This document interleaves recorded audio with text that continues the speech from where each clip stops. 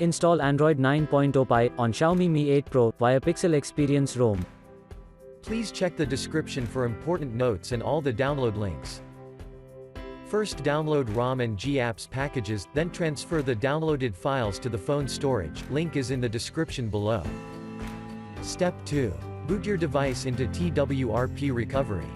Once in TWRP, click on Wipe, Advanced Wipe, and select the check boxes, as shown in the image, excluding internal storage. Step 4. Swipe the button to wipe the device.